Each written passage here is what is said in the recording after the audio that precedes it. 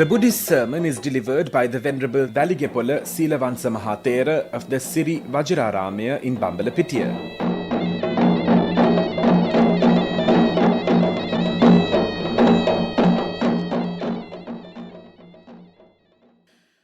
Namo tassa bhagavato arahato samma sambuddhassa.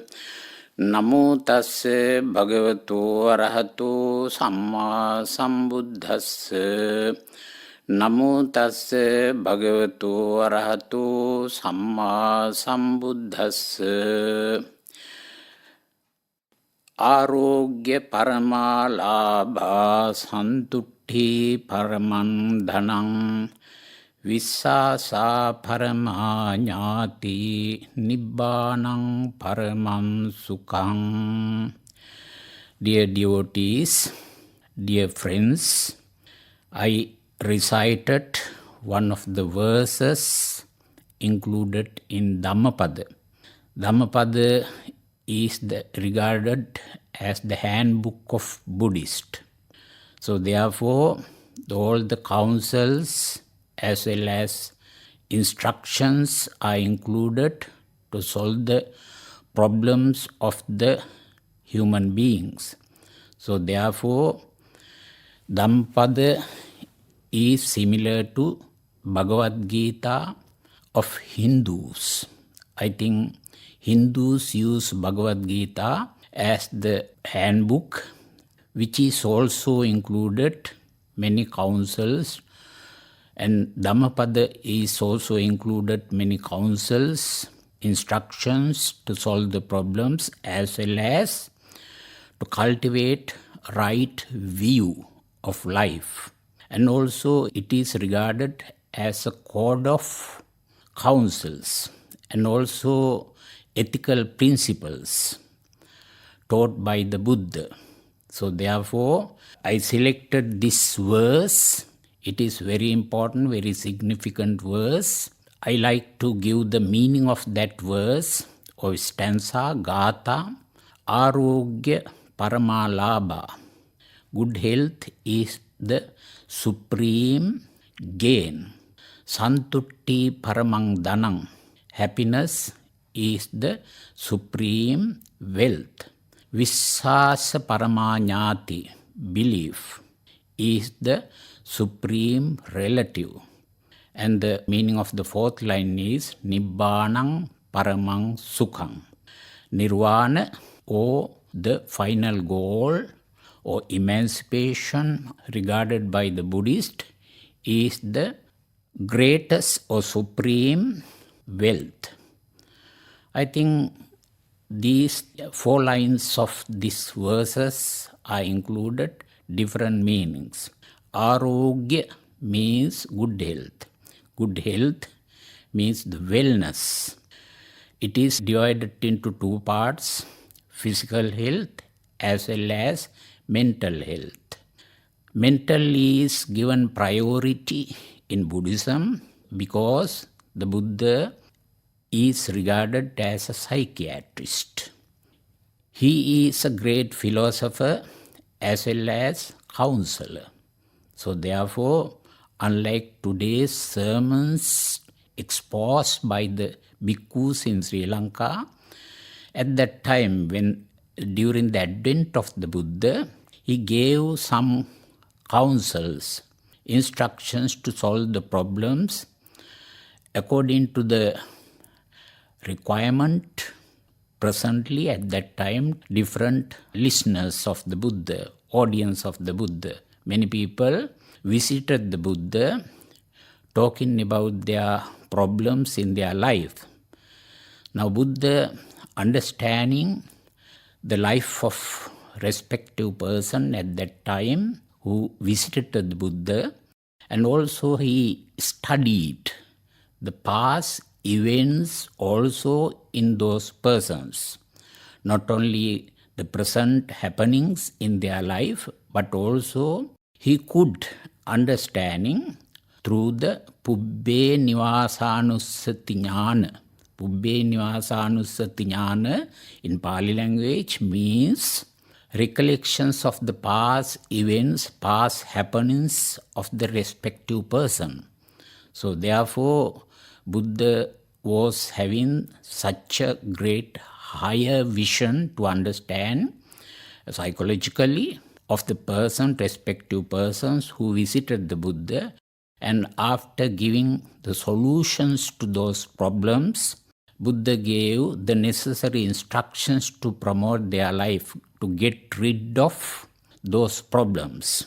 So therefore, arogya means good health, physical health, as well as mental health. So with regard to the mental health, I think the Buddha had exposed different sermons relevant to solve the problems of human beings. I think with regard to the mental health, I think in modern medical science, I have seen a certain statement made in medical science, healthy mind in healthy body. But according to Buddhism, healthy body in healthy mind. According to my understandings, I am not opposed in the statements made by a medical scientist, but however, priority should be given to the mental health. When one is possible to get away from mental problems which are sprung out of lust, Pali language, lobha, hatred, dosa, and also delusion, moha. Now all the mental retardedness spring out of these roots of causes. I think from the roots of these causes, when the roots of causes are eliminated, no mental problems, no mental retardedness. So therefore, arogya here means, good health means mental health. So therefore, the Buddha has exposed some sermons with regard to the promote mental health. So every human being in the world, according to some commentaries, later commentaries and also sub-commentaries, sabbe putujjana ummattaka. Now usually the Buddhist monks, when they preach Dhamma, they quote some quotations included in Buddhist texts as well as some comments and sub-commentaries. Here, sabbe putujjana means all the worldlings are somewhat deranged. Similar to deranged person. Deranged here means mentally retarded. There are some deficiencies or defects in their mental health. So therefore, which does not mean that all the human beings are extremely mentally retarded. But however, how far they get away from lust, hatred and delusion, these root causes to erupt, some defilements, corrupted thoughts, they are still mentally retarded, regarded by the Buddha. So therefore, when they attain Nibbana, only they are mentally not retarded, actually mentally good. So therefore, how far we are having remaining some defilements, corrupted thoughts, so far we happen to face with many problems, difficulties in this life. So therefore, with reference to some other Buddhist text, I like to mention the one name of that text, that sermon, Muddutara Sutta, which is included in Samyutta Nikaya, Kindred Sayings, one of the compilations taught by the Buddha, compilations of the sermons taught by the Buddha, collected sermons. If anybody is lacking a development of saddha, Saddha means faithfulness. And virya, effort or endeavor. Sati, mindfulness. Samadhi, concentration. And panya, wisdom. In minimum level, if anybody is not developed these 5 qualities, they are somewhat mentally retarded. So therefore, definitely we happen to develop saddha. Faithfulness here means usually after understanding how, after distinguishing what should be done and what should not be done, bodily, verbally and mentally, anybody if understood that the good actions, good deeds should be done to promote one's spirituality, I think he is continuing to do the same deed, bodily, verbally and mentally. So therefore, saddha is necessary, or faithfulness is necessary for the selection of good deeds. Good deeds here means the deeds which are according to the conscience of the human being. Conscience is necessary. If any deed is not according to the conscience of human being, I think that deed is regarded bad, unwholesome action, unwholesome deed. So therefore, after selecting which are not selecting the necessary good qualities, humanities, which are regarded as humanities, which have been cultivated even in the previous births as well as in the present birth also. So therefore, after cultivating them, these humanities, we have become human beings.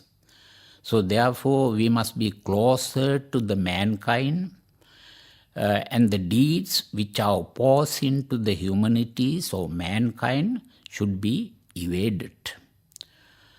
So therefore, after selecting the good deeds, if he is continuing doing the same good deeds, that is regarded as saddha. Very difficult to cultivate wholesome thoughts. But however, it should be wholesome thoughts should be cultivated through endeavor or effort. So after cultivation or inculcation of good thoughts or wholesome thoughts, we must preserve them, we must protect them. That is regarded as virya. Our Bodhisattva, the aspirant Buddha, after cultivating wholesome thoughts, he protected them in his practical life also. He practiced those wholesome thoughts generously to help the others. So therefore, very difficult to cultivate wholesome thoughts, but very difficult to protect them also, preserve them also. So therefore, virya is necessary to get rid of mental retardedness. And also in that sermon, sati, mindfulness is necessary. Always observation, what is done by a certain person, and also here, I think observation is necessary to body, mind, sensation, that is Vedana, and also Vijnana, the consciousness. I think what is cultivated already in the consciousness and subconsciousness, we must observe them frequently. So therefore, that is known as introspection. Introspection means, Buddhism is regarded as introspective psychology. Always peeping into one's own mind, we must understand whether the mind is full of unwholesome thoughts, bad thoughts. I think he must take effort to get away from those unwholesome thoughts. So therefore, the quantity and quality of the wholesome thoughts also should be measured correctly. I think there are different criterion to understand what are the wholesome thoughts taught by the Buddha. I gave one point only, the actions or deeds which are according to one's conscience regarded as wholesome thoughts, good thoughts. And also anybody start to do any kind of deed, and before starting, if he is unable to understand the results of those deeds, I think in the meanwhile, while doing them also, he can understand the deeds which are doing by me is not according to my conscience, therefore I should get away from those bad deeds. And after completing doing any action, bodily, verbally and mentally also, after completing them, some people understand later on, I have done bad deeds. So therefore, I think hereafter, I determine not to do those bad deeds. So, however, Arogya Paramalabha here means, here mentally, if anybody want to keep the mind purified completely, he must understand, he must distinguish what should be done as good and what should be not done as bad. How to distinguish good and bad. If in the minimum level he can follow this principle taught by the Buddha, I think he can promote his mental culture. So therefore, second line of Gatha, this verse is very, very important. Santutti Paramandanam. Happiness is the supreme wealth. Here Santutti is translated into English as happiness, not the enjoyment. There is a difference between enjoyment and happiness. Enjoyment means whatever got by the others, received by the others, we are enjoyed. But that enjoyment is temporary. So therefore, temporary enjoyments are not appreciated in Buddhism. But however, for the temporary enjoyment, we must practice giving. Our properties, food, shelter, cloth, and also medicine, for the upliftment of the others, for the maintenance of the others. So after donating, nowadays actually donations should be done by those who are having wealth, because today many people, those who are needy, so to the poor people, instead of constructing different religious buildings in the temples and some other religious places, I think better to help the others. Actually, helping the others is appreciated personally by me. So in the Buddhist temples in Sri Lanka, always the devotees like to construct repeatedly some buildings. But however, we must temporarily stop them. Constructions of some buildings, dagobas and shrine rooms, buduge, and also sometimes especially some newly constructed some Buddha statues. But I am not opposing the constructions of Buddha statues, but however, understanding the present situation, poverty of the present people, we must temporarily stop constructing them, but better to help the poor, help those who are needy. So therefore, those who are helping the others, he is enjoyed, but however, in philosophical perspective, I think whatever given to others, dana, but however, understanding, wishing to regain sometimes some benefits from the others is temporary enjoyment. But happiness is different from enjoyments. Those who are happy, sometimes giving, I think renunciation, very good term taught in Buddhism is renunciation.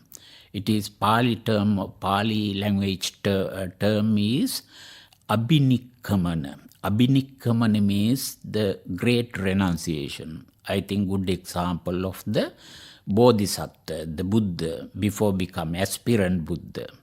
Before becoming Buddhahood, he renounced all the worldly life. I think even his wife as well as the son and all the properties, palaces belong to him. So therefore, if anybody renounce or give up, giving and give up, I think giving up is quite different from giving. After given up all the necessaries, I think he is very happy. So that happiness is regarded in Buddhism as the path leading to attain final goal, Nibbana. So therefore, any worldly things should be given up. That is the final goal taught by the Buddha. So therefore, Santutti Paramandanam, happiness is the supreme wealth. And third one is Vissasa Paramanyati. Belief is the supreme relative. Now all of us are having some relatives. But however, the real relative is the belief. So if we are believing in anybody, I think genetically those who have become, I think we know, all of us know that blood is thicker than water. So therefore, those relatives are appreciated. But however, those who believe us, we must regard them as the real relative. So therefore, in Sigalovada Sutta, as the ethical code of ethical principles to the layman in Buddhism, is included some code of ethical principles. I think I like to give them how to understand who are the good friends to associate, to make union with. I think first one is the helper. Guard the heedless. Some are heedful. Sometimes doing bad, sometimes doing good also. Sometimes they are doing bad, addiction to alcohol and so on. It is the duty of a good friend is to guard the heedless. The second one is protect wealth. Sometimes if anybody is heedless, he loses his wealth. But it is the duty of good friends to protect wealth, although he is behaving heedlessly, and become the refuge when required. Some good friends, actually they do not give up. The friend who is associated by him, whenever they are doing bad, but always the duty of a good friend is to protect them, although they are doing bad also. And also he is giving some instructions to get away from those bad deeds. And fourth one is provide with double the amount requested when needed. When he associates with that friend, I think he is always helping, not wishing much from the friend. And second one taught in Sigalovada Sutta is share in the same weal and woe. Secrets are confided by the good friends. Conceal friends' secret. That is, they are the good qualities of a good friends. The misfortunate do not forsake friend. And fourth one is sacrifice own life for friend good. I think they are included as ethical principles taught in Sigalovada Sutra. And third one, give good counsel. That is also one of the duties of good friends. dissuade from doing evil. Sometimes negligently some friends are doing evil, although already they have been behaving as having good character, but sometimes negligently sometimes they may do bad actions also. It is the duty of a good friends to dissuade from doing evil. And second one, persuade to do good, always paving the way to do good deeds.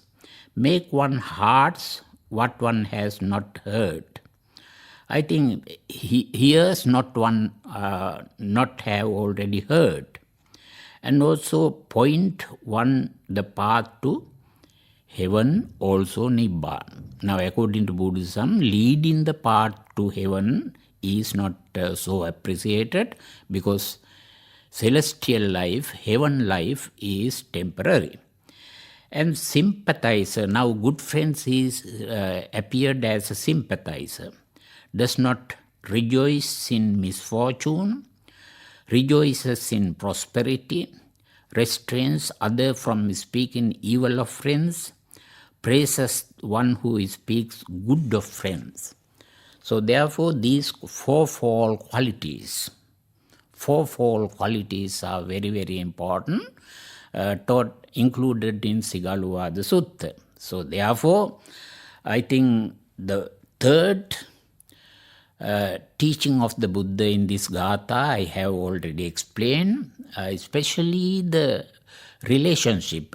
Real relationship is the belief. So therefore, understanding the real relationship, we must select the good friends.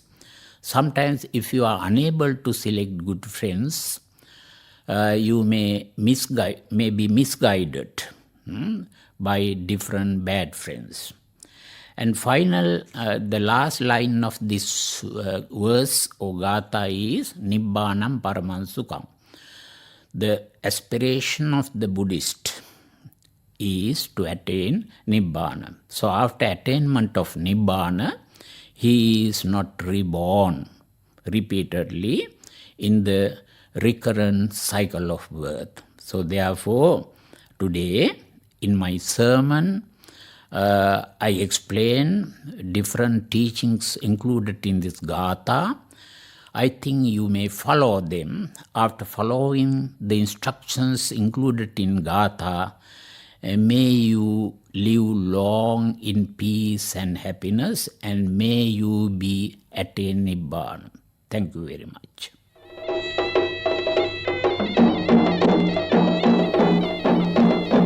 The Buddhist sermon was delivered by the Venerable Weligepola Seelawansa Maha Thera of the Siri Vajraramaya in Bambalapitiya.